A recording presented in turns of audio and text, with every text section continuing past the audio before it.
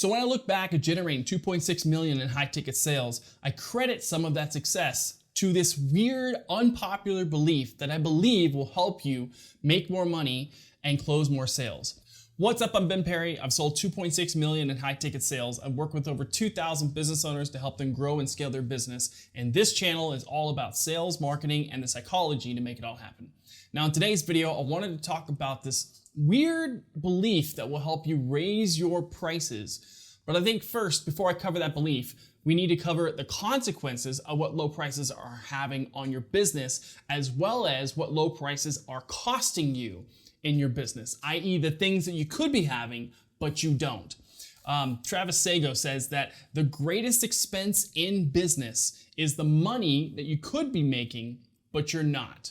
So let's dive into what the consequences of having low prices are, right? Consequence is a cause and effect, right? You do X and then Y will happen. So having low prices, there's nothing wrong with having low prices in and of itself. But if you're looking at it in the whole landscape of business, if you're looking at it in like the marketplace, you're not Walmart. Wherever you are, you're not going to be the best by having the lowest price, because there will always be somebody else who will try to lower their price, and it's just a race to the bottom, okay? Dan Kennedy says that there's no second place award for having the second to last cheapest option, but you can go in the opposite direction. You can raise your prices, and then that's going to be better for you on multiple accounts. Here's some of the consequences for having low prices. Like, give me a silent nod as you're watching this video if this is you, okay? Number one, you have nightmare clients that are micromanaging your every move, right? Does this sound familiar? Okay, you have less money, obviously, because you're not charging that much, okay? Secondly, you're losing money and you're not profitable. In fact, you might have low prices, but at the end of the day, when you look at what's left over after advertising costs and after costs of doing business, you find that you're actually losing money by having low prices. You'll have lots of demanding clients. One of the rules of being in business is that the less that somebody pays, especially for a service, the more demanding that they are. You're not taken seriously, right? If I showed you a $250,000 Ferrari and I'll let you drive it, right? And you could smell the new leather, and yes, it's fast, and I got you all excited about it. And then I said, do you love this car? And you're like, yes. I mean, I don't know if you love sports cars. I don't really love them that much, but this is great for an example. But if I said, okay, great, it's yours for $5K, the very first thing you would do is say, what's wrong with it? And that's what your clients are saying to you. What's wrong with it? And even if they do agree to it, there's something subconscious in the back of their mind that's like, okay, this isn't matching up, okay?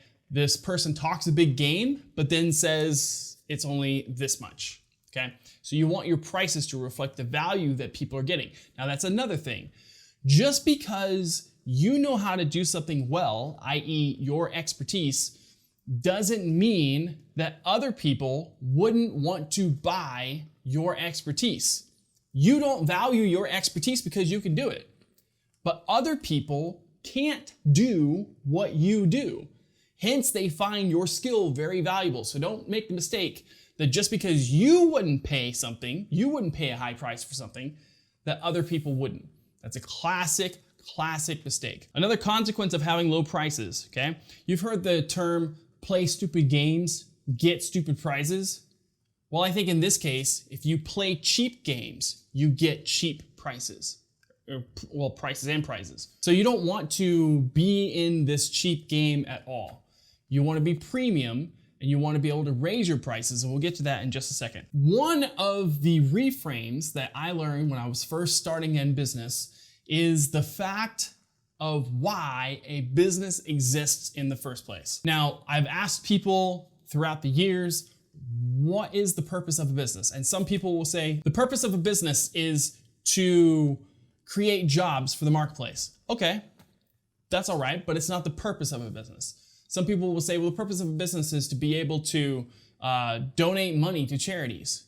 A purpose of a business is to create value.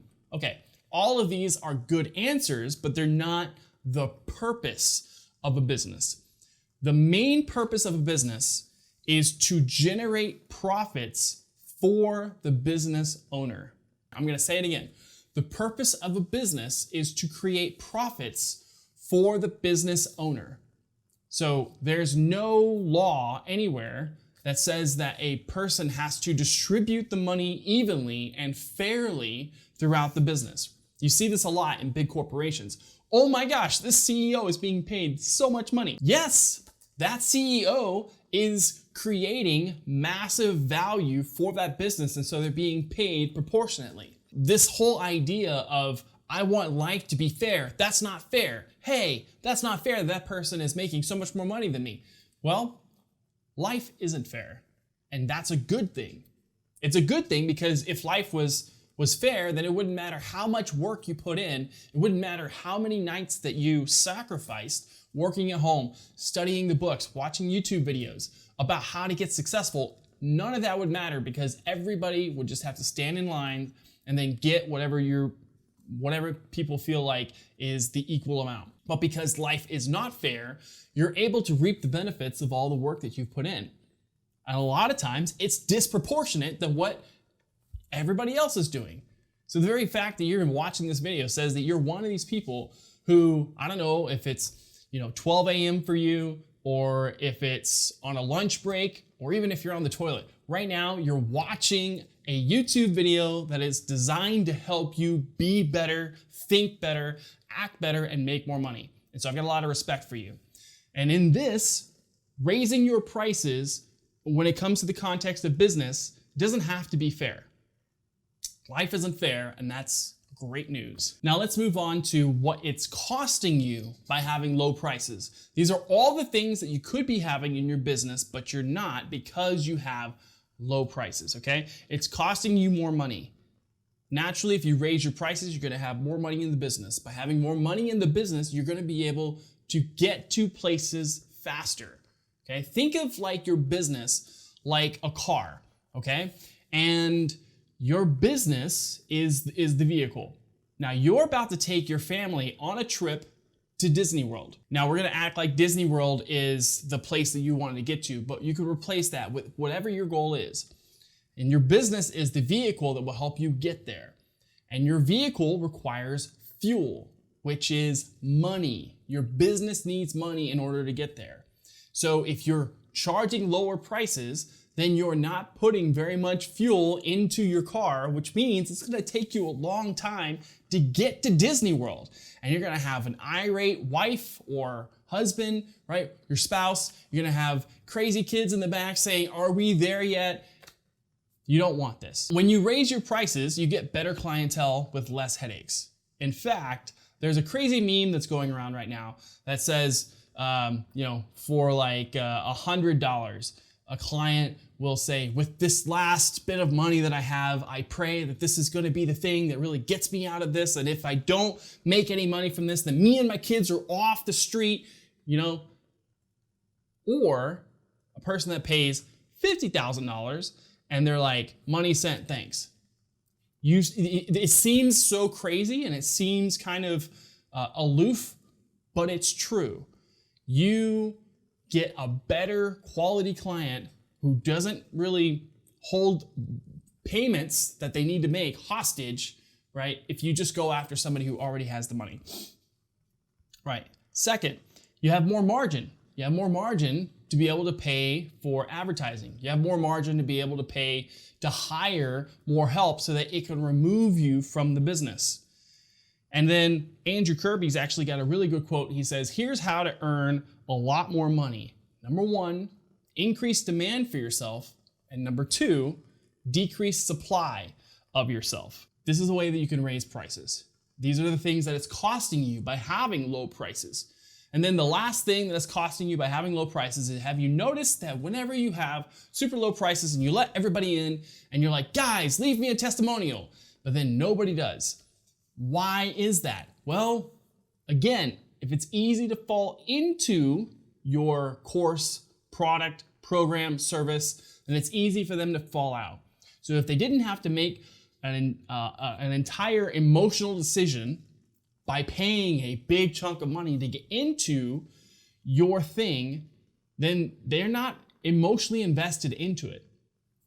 Even people that have paid a lot of money, right? Sometimes it's hard to get them to give a testimonial. But here's why you would get better testimonials by raising your prices.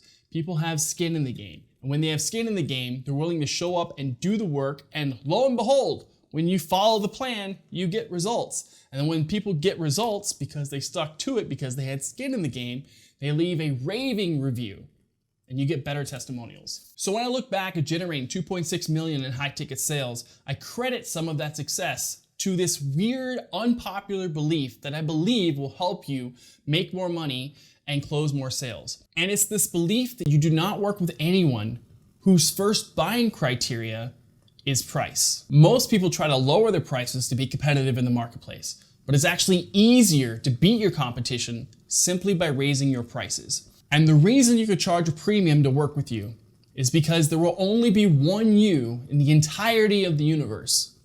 And that makes you a limited edition.